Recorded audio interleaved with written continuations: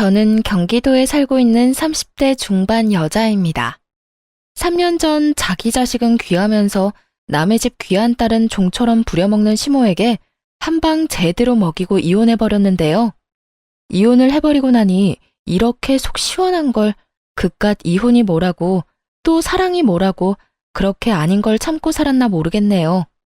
어쨌든 지금 이혼해서 더없이 만족스러운 삶을 살고 있으니 다 잘된 일이겠죠? 그러면 제 결혼 생활과 이혼에 관한 이야기를 시작해 보겠습니다. 저와 남편은 처음 소개팅으로 만나게 되었어요. 소개팅으로 만나 결혼까지 하게 된 그저 평범한 결혼이었어요. 그렇게 물 흐르듯 시간이 흘러갔고 저희는 어느새 결혼한 지 2년 차가 된 부부가 되었어요. 남편과 사이는 그럭저럭 괜찮은 편이었는데 단 한 가지, 저희 사이에 시누이만 끼었다 하면 다툼이 일어나곤 했어요. 처음부터 남편이 시누이 편만 들었던 건 아니었어요. 처음에 남편은 제 편만을 들어주며 시누에게 내 마누라 괴롭히지 마. 닭살이 돋는 말도 많이 하곤 했는데 시누이가 꽤 사는 집에 시집을 가며 변하기 시작하더라고요. 그 이유는 시누이가 알게 모르게 남편의 일에 도움을 주기 때문이었는데 시누이는 자기 남편을 살살 구슬려 남편의 일에 대해 조언도 하게 해주고 이런저런 도움을 주었다고 하더라고요. 그 덕에 남편은 언젠가부터 이런 말을 달고 살더라고요. 나 매형이 조언해준 덕분에 이번 사업 따는 거 알고 있지? 알고 보니 우리 거래처 사장도 매형이랑 아는 사이라고 하는 것 같더라. 누나한테 조금만 더 잘 보이면 내 인생 더 편해질 것도 같은데. 그러니까 당신도 누나한테 자꾸 뭐라고 하지 말고 잘 보여야 돼. 그런 도움을 받고 나니 남편은 다른 콩고물이라도 떨어질까 싶어 시누이에게 더 잘하기 시작했고 심지어는 눈치까지 살피더군요. 그러면서 자연스럽게 시누이와 제가 부딪히면 저를 홀대하기 시작했고요. 저 역시 시누이에게 무조건 막대한 건 아니었어요. 저 역시도 남편에게 도움을 주니 어떻게 해서든 잘 지내보려고 애썼지만 시누이가 저에게 하는 짓거리는 정말이지 참을 수 없을 만큼 치졸하고 사람 약을 올리는 행동이었어요. 시누이가 처음 저를 화나게 했던 것은 제 물건을 말도 없이 망가뜨리거나 가져가는 행동이었어요.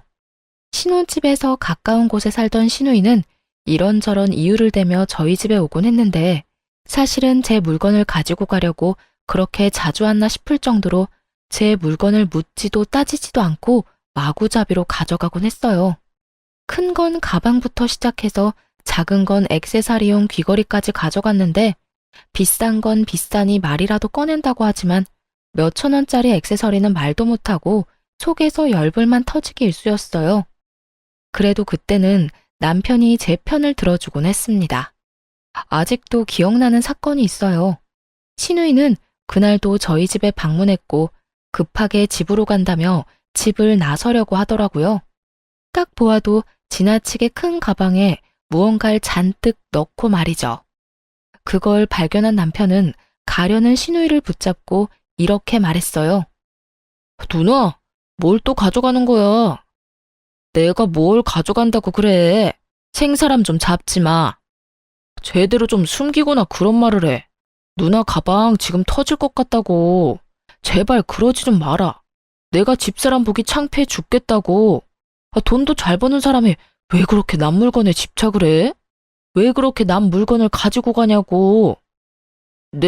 내가 언제 해? 이건 그냥 예쁘길래 좀 빌려가는 거야. 한여름에 오리털 패딩 입을 일이 뭐 있다고 빌려간다는 말을 해? 그리고 빌려가는 것도 아니잖아. 빌려가는 건 주인한테 물어보고 가지고 가는 건데 누나 집사람한테 아무 말도 안 했잖아. 시누이가 가방 속에 숨긴 것은 다름 아닌 오리털 패딩이었어요. 그것도 더워서 절로 짜증이 나는 한여름에 말이죠. 시누이는 남편의 핀잔에 민망하면서도 화가 났는지 가방에 구겨 넣었던 패딩을 내팽겨 쳤어요. 치사하다 치사해. 더럽고 치사해서 안 가지고 간다고. 그래, 더럽고 치사하니까 앞으로도 좀 가지고 가지 마. 이렇게 제 편을 들어주던 남편이 참 든든했는데 어느새 남편은 제 편은커녕 형님 대변인 노릇만 하는 사람이 되었더군요.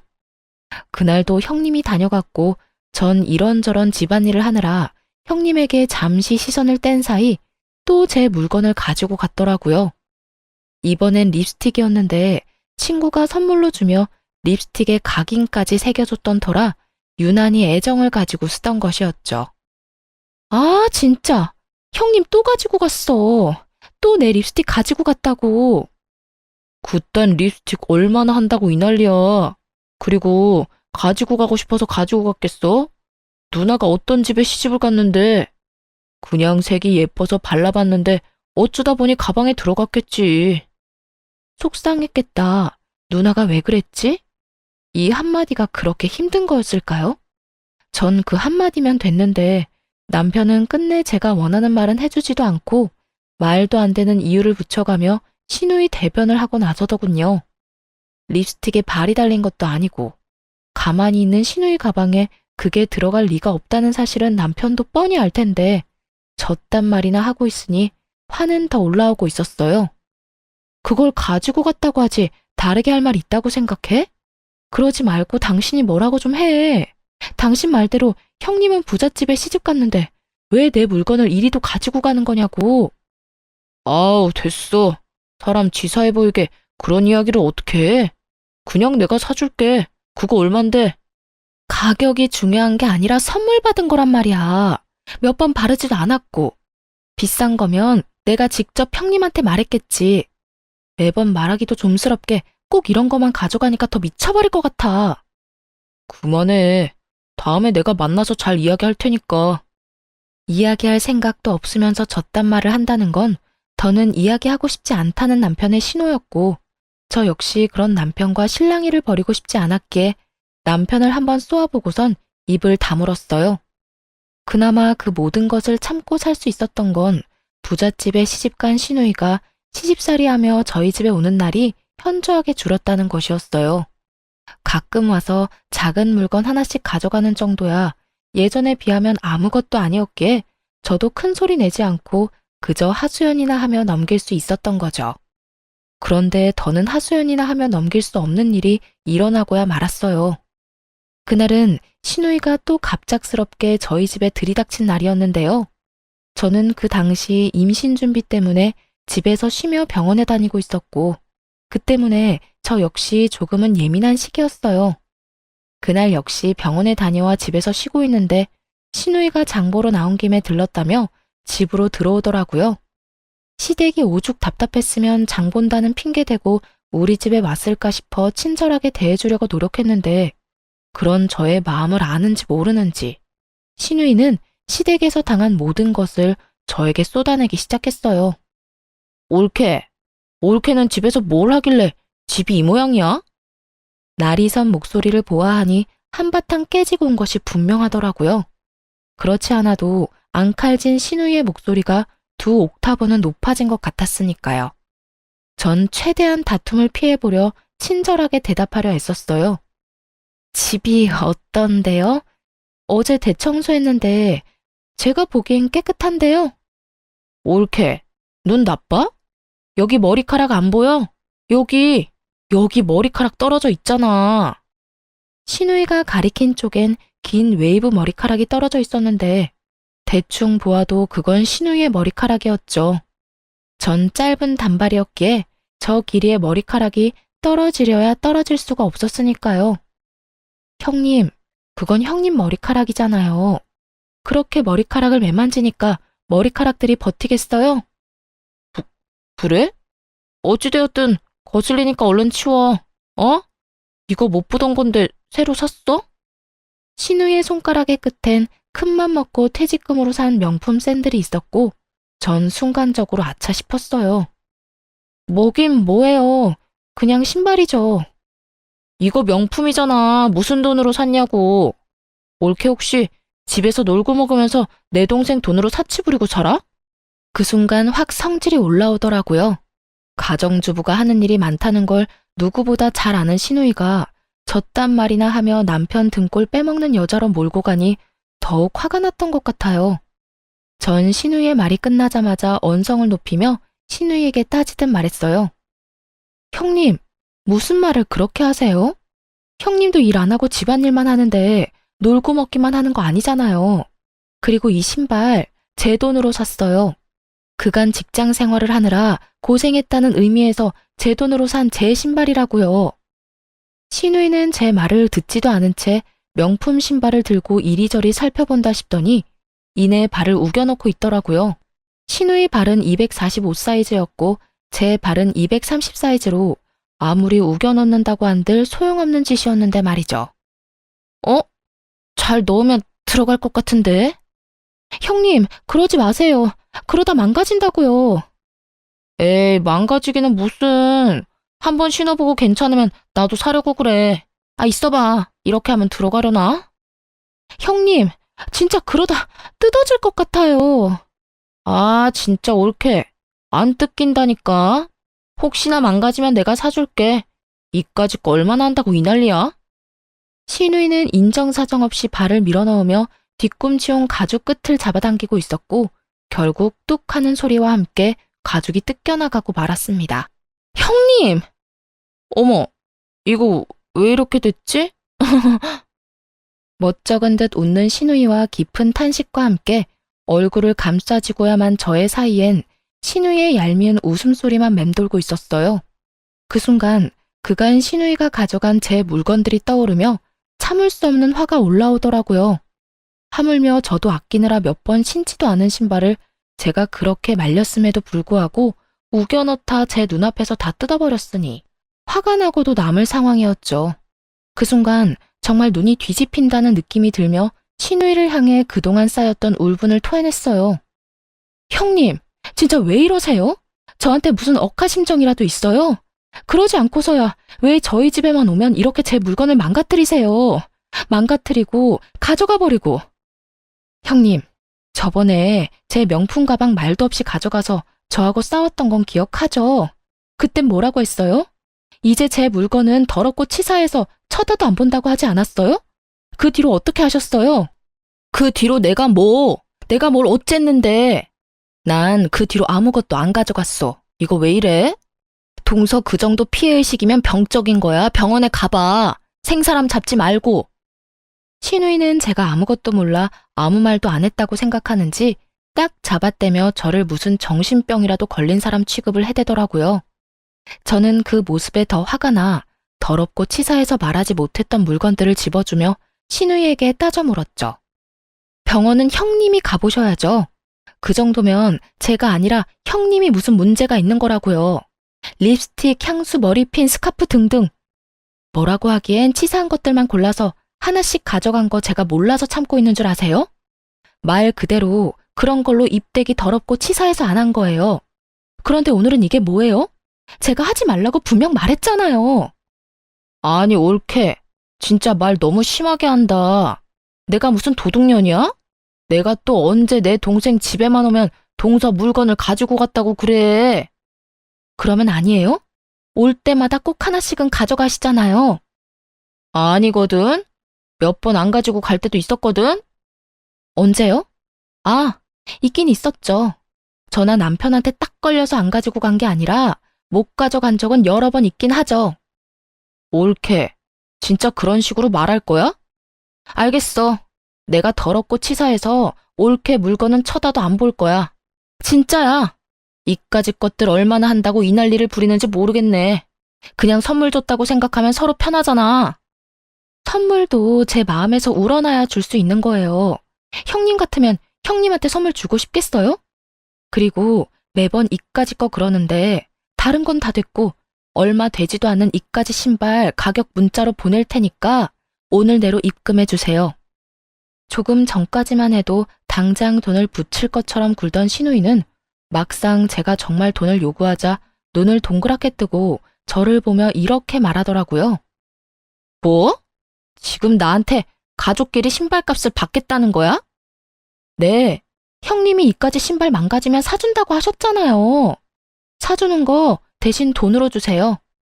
형님이 짝퉁을 사줄지 중고를 사줄지 제가 어떻게 알고 신발로 받겠어요? 그러니까 돈으로 입금해 주시고 오늘은 이만 가주세요. 지금 당장 가달라고요. 저는 신우이를 밀어내며 닥달했고 신우이는 그런 제 행동이 어이가 없다는 듯 들고 있던 신발을 제 얼굴에 던져버리고 집을 나가버리더라고요. 그 순간 정말 생각 같아선 신발로 뒤통수를 날려버리고 싶은 걸 얼마나 참았나 모릅니다. 그래서 시누이가 돈을 보내줬냐고요? 아니요. 시누이는 끝끝내 돈을 붙여주지 않았고 그 후론 연락도 저희 집에 발걸음도 하지 않았어요. 고가의 신발값을 받지 못한 건 짜증도 나고 화도 나긴 했지만 빌어먹을 시누이를 안 보는 걸로 그 값을 대신한다고 생각하기로 했습니다. 그렇게 생각해야만 제 화를 다스릴 수 있을 것 같았거든요. 생각보다 시누이가 오지 않는다는 확신에서 주는 심적 안정과 평화로움은 더 달콤했습니다. 이런 컨디션이라면 그렇게 노력해도 안 되던 임신도 당장 될 것만 같은 기분마저 느껴졌어요. 그렇게 평화로운 시간이 지나고 있었는데 어느 날은 시모에게 시댁으로 오라는 연락이 왔더라고요. 이유를 물어도 대답을 해주지 않는 것이 미심쩍긴 했지만 오라는데 가지 않을 수도 없는 노릇이라 무거운 발걸음으로 시댁으로 가게 되었죠. 시댁에 들어서는 순간 저는 경악을 금치 못했어요. 시댁 거실 한가득 절인 배추가 보였고 그 한가운데에 선 시모는 저를 보자마자 일을 시켜 먹으려 들었으니까요. 왔니? 얼른 앞치마하고 오거라. 오늘 김장 좀 해야 해. 네? 김장철도 아닌데 무슨 김장이에요. 아니, 이게 다 몇 포기예요? 얼마 안 되는데 50포기는 넘는데 100포기는 안 될 거야. 그래도 내가 너 힘들까봐 절인 배추를 산 거니까 고마운 줄 알아. 요즘에 이런 시어머니가 어디 있니? 네, 이런 시어머니가 또 없긴 하죠. 요즘 누가 김장철도 아닌 때에 식구도 없는 집에서 100포기씩 김장을 하나요? 심지어 저희 집 김치냉장고엔 김치가 가득한데 말이죠. 제가 알기론 시댁에도 남은 김치가 절반은 넘게 남았던 걸로 아는데 갑자기 김장이라고 하니 의아한 기분이 들었어요. 그런데 어머님, 갑자기 웬 김장이에요? 어머님네 김치도 아직 많이 남았잖아요. 어머님도 그렇고 남편도 그렇고. 김치 별로 안 먹어서 먹을 사람도 없는데 이만큼이나 해서 어쩌시려고 이렇게나 많이 하세요? 우리 먹을 거 아니다. 네 형님 줄 거야. 그 망할 옆에 내가 글쎄 내 딸한테 혼자 김장을 해라고 했다지 뭐니. 김장철도 아닌데 김치는 무슨 김치야.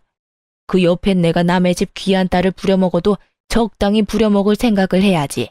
아니, 내 딸이 뭘 잘못했다고 그렇게 괴롭히는지 모르겠다니까. 고이한 노인네가. 정말 헛웃음이 나오지 않나요? 저도 친정에선 오빠 3명의 딸 하나로 어렵게 얻은 귀한 고명딸인데 시모가 이런 사실을 잊고 있는 듯 하더라고요.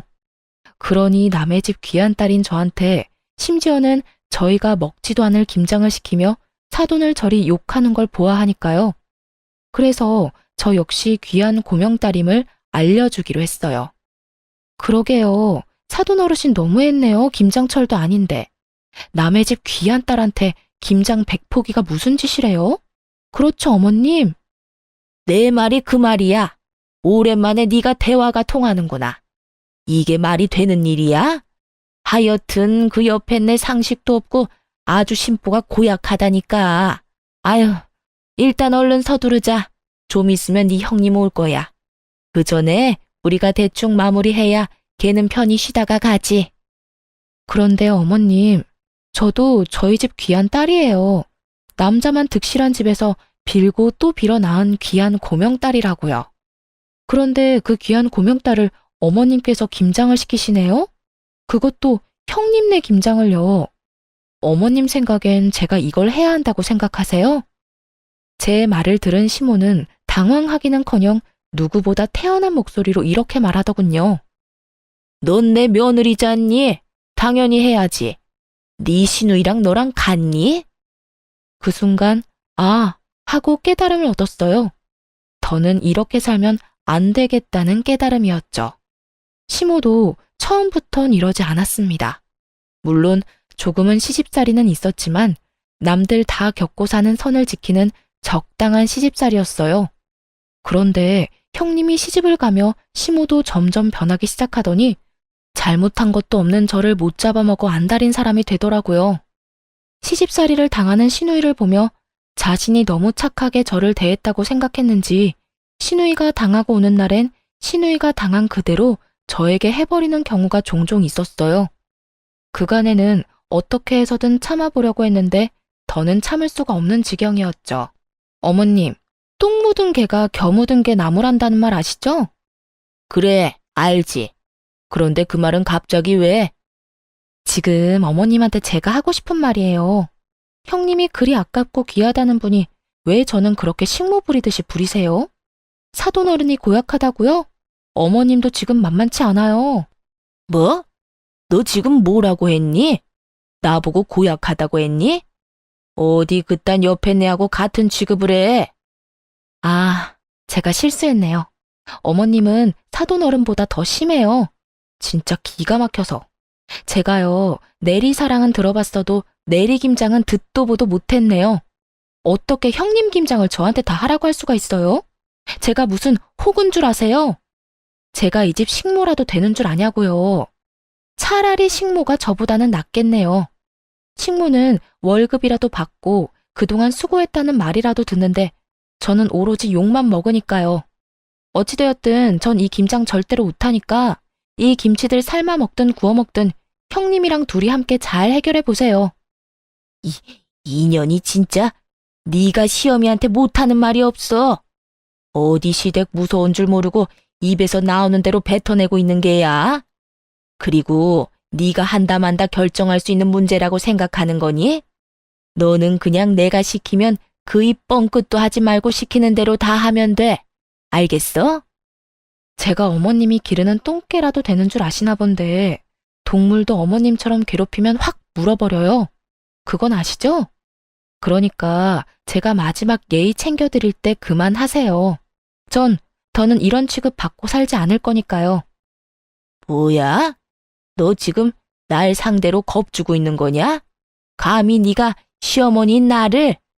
아주 네 버르장머리가 하늘을 찌르는구나. 어디서 보고 배운 거 없이 이따위로 구는 거야?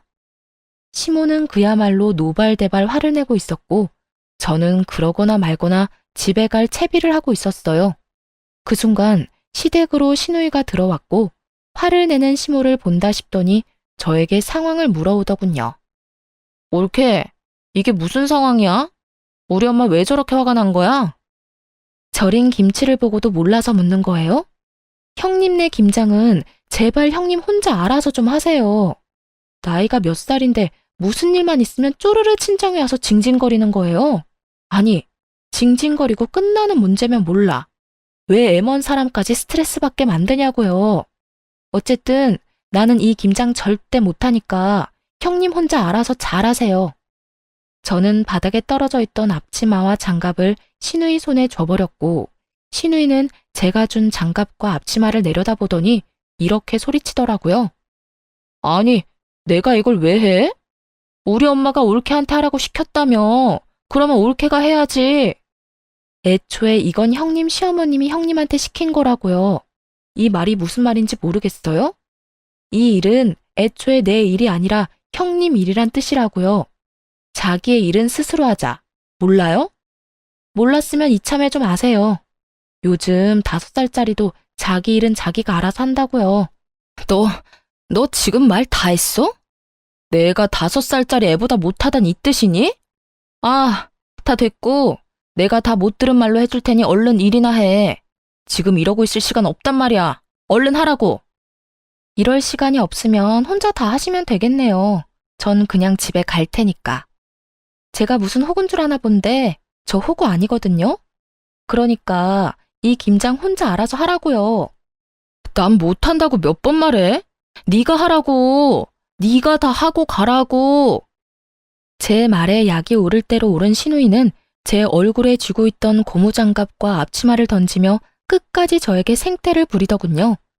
처음도 아니고 2번이나 시누이가 던진 물건에 얼굴을 맞아버리니 화가 치솟아 오르며 이대로 가만히 있으면 안 되겠다는 생각을 했어요.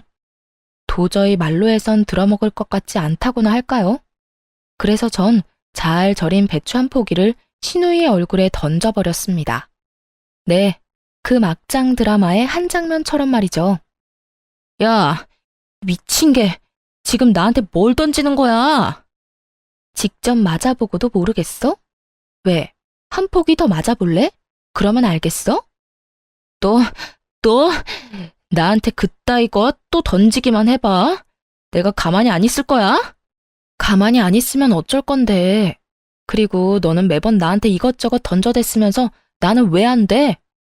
너 지금 나한테 너라고 했어? 감히 하늘 같은 형님한테 반말을 해? 하늘 같은 소리 한다. 정신 좀 차려라. 하는 짓거리는 땅보다도 못한 짓을 하면서 하늘 대접은 받고 싶어 하는 게 말이 된다고 생각해? 야, 더 하고 싶은 말도 없고 네 얼굴 보고 싶지도 않으니까 다신 나 부르지도 말고 연락도 하지 마. 그리고 이 김장도 네가 알아서 해. 알겠어? 야, 너 진짜 내가 가만 있을 줄 알아? 내가 너 내 동생이랑 이혼시킬 거야. 어떻게 해서든 내 동생이랑 이혼시키고 말 거라고.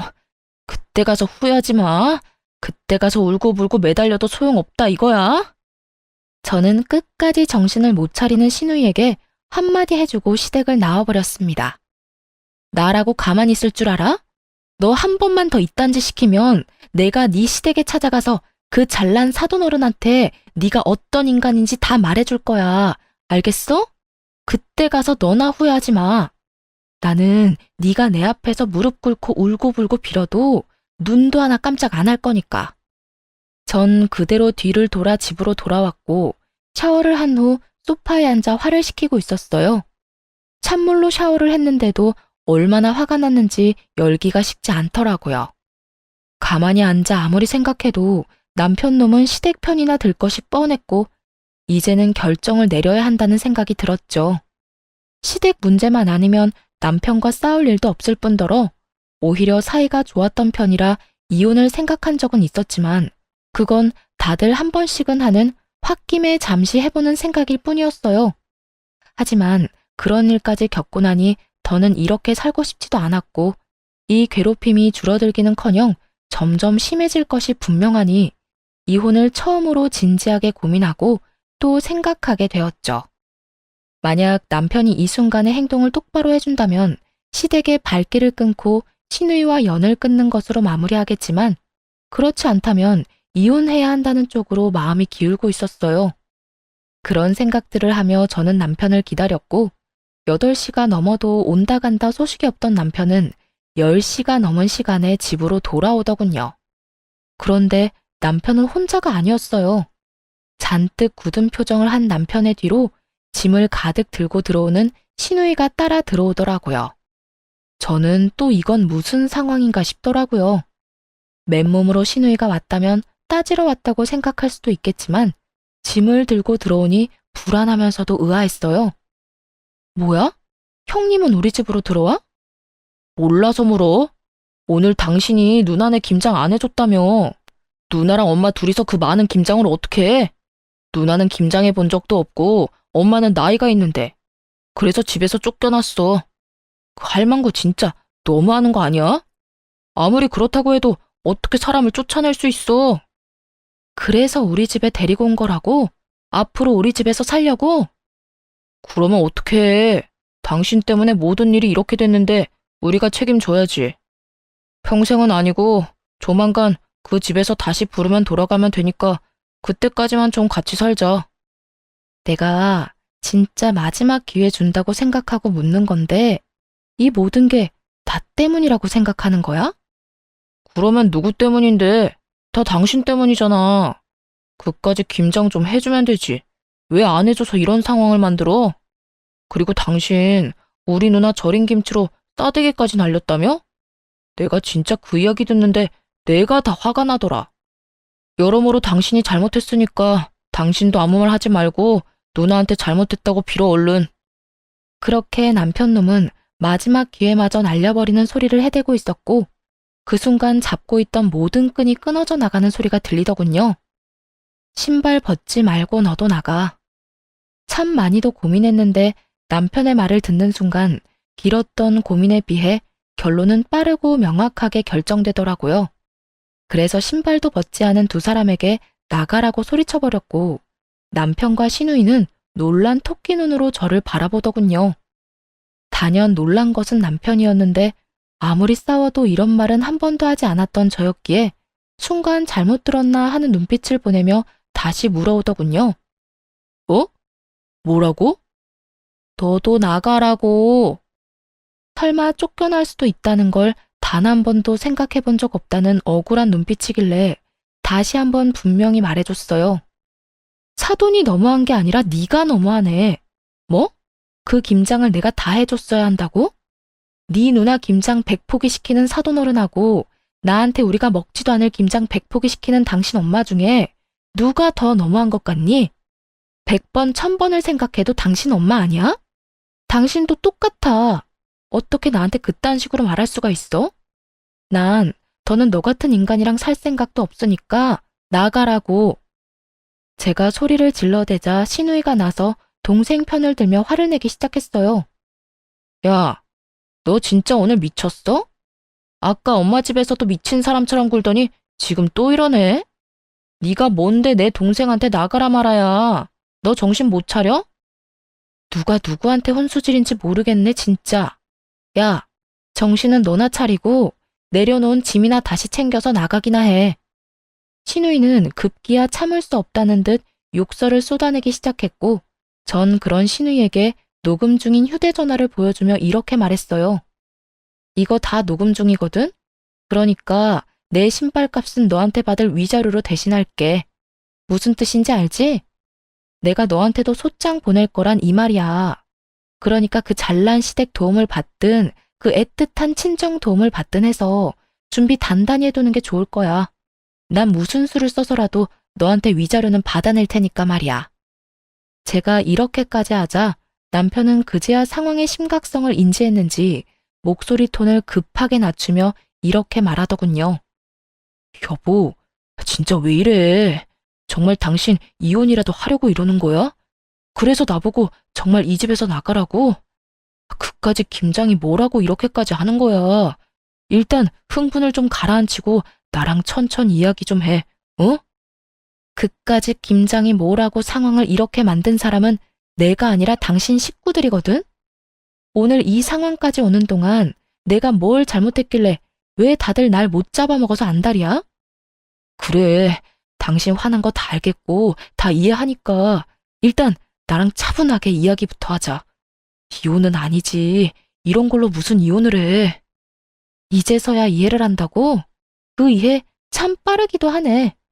그런데 어쩌냐? 난 참을 만큼 참았고 더는 참을 노력도 인내도 남아있지 않으니까 그냥 이혼해. 이런 일로 이혼이 될지 안 될지는 법원에서 가려줄 테니까 그냥 이혼하자고. 그리고 이 집에서 당장 나가. 저는 남편과 시누이를 밀어냈고 시누이는 끝까지 못 나간다며 되려 저에게 나가라며 고함을 고래고래 질러대더군요. 야, 밀지 마. 밀지 말라고. 그리고 나가려면 네가 나가야지 왜 우리가 나가? 여기 내 동생 집이거든? 난 절대 못 나가니까 네가 나가. 야, 땡전 한 푼 없는 네가 시집은 어떻게 갔을 것 같은데? 아, 우리 시댁에 돈 없는 거 너도 뻔히 알지 않아? 네 시집 자금 우리 집에서 나온 거야. 아니, 정확히는 네 동생 돈이겠네. 네 동생이 네 시집 자금 대준 대신 이 집 명의 내 명의로 해줬다 이거야. 어차피 이 집 마련할 때 내 돈이 더 많이 들어가서 나한테 지분이 더 많긴 했지만 이젠 온전히 내 집이란 이 말이지. 그러니까 당장 꺼져. 네, 그래요. 시누이는 시집 갈 때 모은 돈이 별로 없었고 시댁에서도 도와줄 형편이 되지 않았어요. 어떻게 해야 할지 고민이 많던 시기에 남편이 시누이의 시집 자금을 주게 된 것이었죠. 거기엔 제 돈도 적잖게 들어가 있던 터라 시누이에게 자금을 주는 대신 집 명의를 제 앞으로 돌려주었던 것이었어요. 이게 정말 사실이야? 너 집 명의 쟤한테 넘겨줬어? 너 미쳤어? 집을 넘겨주면 어떡해 해? 이제 우리 어디 가서 살려고? 그러면 어떻게 하냐? 누나가 그때 돈 내놓으라고 난리 부렸잖아. 나한테 그런 큰 돈이 있을 리도 없고 있다고 한들 집사람이랑 같이 모은 돈뿐인데 누나 시집은 보내야 하니까 그랬지. 나라고 뭐 집까지 넘기고 싶어서 넘긴 줄 알아? 아, 그러게 내가 집사람 좀 적당히 괴롭히라고 했잖아. 그러다 나 이혼당하면 큰일 난다고. 집까지 넘긴 줄은 몰랐지. 그런 사실은 빨리 말했어야지. 나는 누나 속상할까봐 그랬지.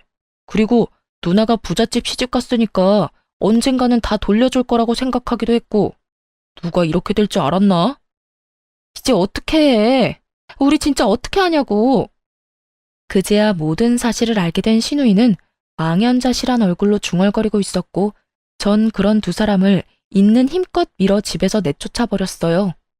쫓기는 그 순간에 신우이는 이대로 쫓겨났다간 정말 큰일이다 싶었는지 제 다리를 붙들고 울고불고 하며 매달리더라고요.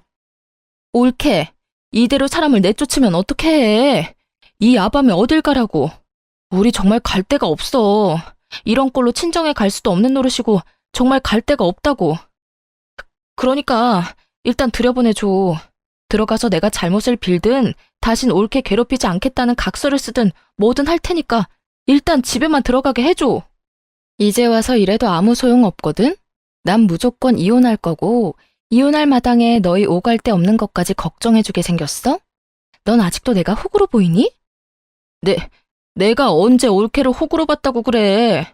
내가 정말로 올케한테 했던 모든 행동이 미안해서 그래. 너무 미안해서 정식으로 사과라도 하고 싶어서. 그러니까 일단 들어가서 이야기하자. 그래? 그러면 그 진심은 눈꼽만큼도 없는 사과 받은 걸로 칠 테니까 이만하시고 좀 꺼져주세요, 형님. 전 신우이를 뿌리치고 문을 닫아버리곤 도어락 건전지를 빼버렸죠. 밖에선 문을 두드리며 이야기 좀 하자고 난리가 났지만 전 그런 두 사람에게 조용하지 않으면 경찰에 신고해버리겠다고 엄포를 놔버렸어요. 그 후 두 사람은 시댁으로 가버렸고 그렇게 이혼을 진행하게 되었습니다. 전 이혼 준비와 함께 시모와 신우이에게도 소장을 보내버렸어요. 신우이에겐 대화 녹음 파일과 저에게 보내왔던 욕설 가득한 문자가 있었고 시모에겐 그간 저에게 보냈던 문자들이 가득했어요. 전 위자료를 다 받아내고 이혼을 할 수 있었고 이혼을 하는 그날까지도 전 남편은 저에게 끝까지 매달리더군요. 여보, 정말 이대로 이혼할 거야? 우리가 이혼할 이유가 없잖아. 우리 누나 아니면 싸울 일도 없었고 사이도 좋았잖아. 그런 우리가 왜 이혼해야 해? 그러니까 이혼하는 거야. 당신은 아무것도 모르니까. 당신 누나 아니면 싸울 일이 없으니까 나도 그래서 참고 살았어. 그런데 당신 누나 아니면 싸울 일이 없다는 건 당신이 당신 누나 하나 막아주지 못하고 있다는 것도 되더라. 당신은 뭐 했니? 내가 당신 누나한테 당하고 괴롭힘 당할 때 당신은 뭐 했냐고. 처음 우리 신혼 때 내 편 들어준 거? 그래봤자 몇 개월이나 된다고. 그 뒤로 당신 그냥 방관자일 뿐이었어. 난 혼자 다 참았고 결국 나 혼자 다 해결하고 당신하고 이혼하는 거라고. 그러니까 더는 이러지 마. 여보, 내가 다 잘못했어. 그러니까 다시 한 번만 생각해주면 안 될까? 내가 진짜 잘할게. 내가 이제 당신 지켜줄게. 웃기지 마. 내가 당신을 몰라? 지금은 잘못했다고 빌겠지.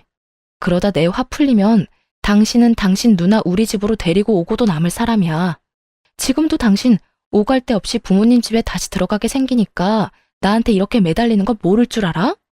그것뿐이야? 당신 전 재산 누나한테 다 줘버렸는데 그거마저도 다 물거품 되게 생겼으니까 나한테 이러는 거 아니야. 나 바보 아니야. 나 더는 참고 살진 않을 거라고. 그런 거 아니야. 나 절대로 우리 누나 집으로 데려오지 않을 거고 당신이 시키는 건 뭐든지 할 거야. 당신이 싫다는 건 절대로 안 하고 말이야. 그러니까 다시 한 번만 나한테 기회를 줘. 이렇게 헤어지는 건 정말 아니잖아. 전 남편은 끝까지 그런 게 아니라며 매달렸지만 전 그런 전 남편을 뿌리치고 돌아왔습니다. 그 후 위자료 문제 때문에 전 남편과 연락할 일이 있어 차단을 하고 있지 않았는데 전 남편에게 전화가 오더군요. 술에 잔뜩 취한 목소리였는데 결국 전 시누이가 이혼까지 하게 됐다며 저에게 따져묻기 시작했어요. 야, 너 때문에 우리 누나 결국 이혼했다. 네가 그 빌어먹을 김장 안 해줘서 이혼했다고. 김장 안 했다고 당할 이혼이면 차라리 잘한 이혼이라고 생각하고 살라 그래. 고작 김장 때문에 이혼당했겠어? 네 누나가 그 집에 속인 게 한두 가지가 아닐 텐데. 그래, 너 잘났다. 네 말대로 우리 누나 대학은 졸업도 못한 데다 나이트나 다니다 결혼한 거 다 들켜서 결혼했다. 그런데 그거 다 들킨 것도 너 때문이야. 네가 누나 시댁으로 소장 보내는 바람에 이 사달이 난 거잖아. 전신우이는 그 잘난 집에 시집을 갈 때 대학 졸업은 물론이고 회사 생활을 하며 신부 수업을 열심히 받고 있다고 속였는데 실상은 그렇지 않았죠. 졸업은커녕 꼴랑 한 학기만 겨우 다니고 말도 없이 휴학을 해버렸고 그 후론 나이트란 나이트는 다 휩쓸고 다니며 나이트에서 신부 수업을 하다 시집을 간 것이었어요. 한동안은 잘 숨기고 살았는데 제가 이혼을 하며 소장을 보내버렸고 그 소장을 본 시댁에서 무언가 석연치 않다고 생각했는지 뒤늦게 전 신우의 뒷조사를 하게 된 것이었습니다. 그제야 안 사실인데 전 신우이는 결혼을 하고도 정신을 못 차렸는지 친정 핑계를 대며 나이트도 들락날락거렸다고 하더군요. 그러니 이혼은 당연한 결과였고 위자료까지 뱉어내고 이혼을 했다 하더군요. 전 남편은 전 신우이가 한 짓은 생각도 하지 않고 무조건 제 탓을 하며 여전히 고함을 질러대더군요.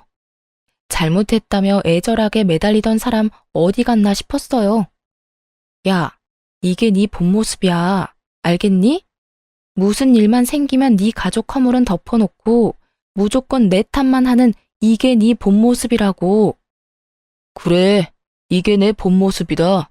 네가 어쩔 건데 어쩔 거냐고. 그리고 너 우리 누나 어떻게 할 거야? 우리 누나 어떻게 책임질 거냐고. 우리 누나 다시 매형이랑 붙여줄 거 아니면 우리 누나 위자료라도 내놔. 돈이라도 내놓으라고. 너 진짜 제정신 아니구나? 내가 왜 돈을 줘야 하는데? 네 누나가 내 물건 훔쳐간 것만 생각하면 위자료 말고 주머니 속 10원짜리 하나까지 다 쓸어오고 싶은 심정이야, 내가. 그런데 나한테 돈을 내놓으라고? 나한테 헛소리 좀 하지 말고 술에 취했으면 잠이나 자고 정신이 아프면 병원이나 가. 요즘 정신병원 다니는 거 부끄러운 일도 아니니까.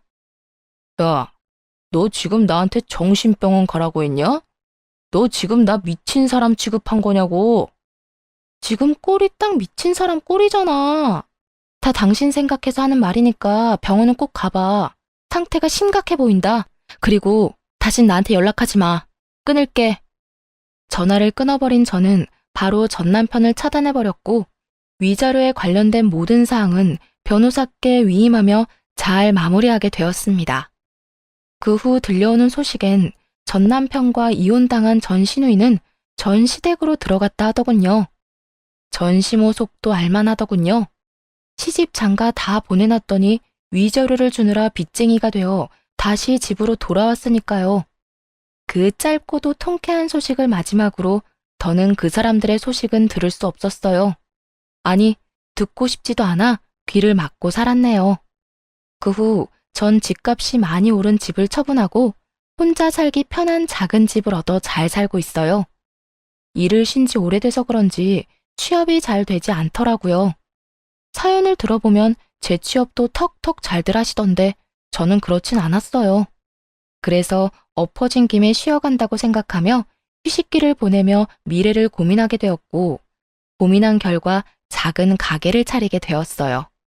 요즘엔 어느 정도 자리를 잡아 떵떵거릴 만큼 돈을 많이 버는 건 아니지만 생활에 무리 없을 만큼은 벌며 잘 지내고 있습니다. 전 앞으로도 이렇게 소소하게 지내며 큰 욕심 부리지 않고 그저 평범하게 살아보려고 해요. 이렇게 살아가다 좋은 사람이 생기면 연애도 다시 하고 꿈이 생기면 그 꿈을 위해 또 노력하며 살아가려고요. 가끔 저에게 이혼한 걸 후회한 적이 없냐고 묻는 사람들이 간혹 있는데요. 저는 그럴 때마다 이렇게 대답합니다. 왜 진작 이혼하지 않았을까? 그 후회는 한다고요. 이거 하나만 빼면 우리 부부 사이엔 아무 문제가 없는데라는 말은 그 하나를 해결하지 않아 우리가 계속 싸우고 있음을 너무 늦게야 깨달은 것이었죠. 어쨌든 전 이혼을 하고 난 후 후회는 해본 적도 없고 지금 살아가는 이 삶에 만족하고 행복하답니다. 이로써 저의 사연도 끝이 났습니다. 지금까지 긴 사연 함께 해주셔서 감사합니다.